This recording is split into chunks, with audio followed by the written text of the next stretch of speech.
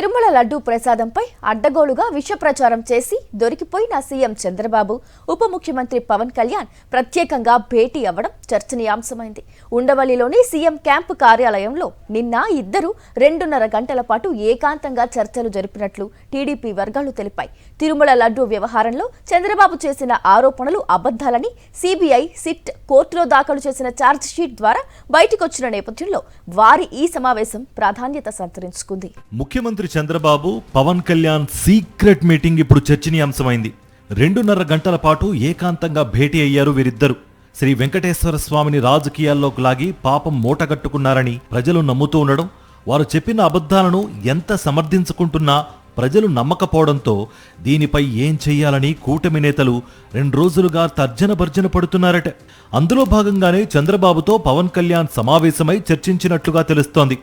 ప్రజల్లో అసంతృప్తి పెరిగిపోవడంతో ఇక లడ్డూ వ్యవహారాన్ని డైవర్ట్ చేసేందుకు మాజీ మంత్రి అంబటి రాంబాబు ఇల్లు, కార్యాలయాలపై టీడీపీ శ్రేణులతో దాడి చేయించడం వల్ల ప్రభుత్వం తీరుపై ప్రజల్లో అసంతృప్తి పెరిగిపోవడంతో ఎలా ముందుకు వెళ్లాలనే దానిపై కూడా వీరిద్దరూ చర్చించినట్లుగా సమాచారం. ఈ అంశంపైనే ఎక్కువగా వీరు మాట్లాడుకున్నట్టు టీడీపీ నేతల ద్వారా తెలిసింది. అలాగే త్వరలో ఖాళీ అవుతున్న 4 రాజ్యసభ స్థానాల పంపకంపైన ప్రాథమికంగా చర్చలు జరిపారు. బీజేపీ 2 రాజ్యసభ స్థానాలు తమకే కావాలని పట్టుబడుతూ ఉండడంతో దానిపై ఎలా ముందుకు వెళ్లాలనే అంశంపై మల్ల గుల్లాలు పడుతున్నారట. టీడీపీ, జనసేన చెరొకటి పంచుకోవాలా లేక బీజేపీని ఒక్క స్థానంతో సరిపెట్టుకోవాలని ఒప్పించాలా అనే అంశాలపై మాట్లాడుకున్నట్టుగా సమాచారం. అయితే ఈసారి జనసేనకు ఒక స్థానం ఖచ్చితంగా ఇవ్వాలని చంద్రబాబును పవన్ కోరినట్లుగా టాక్.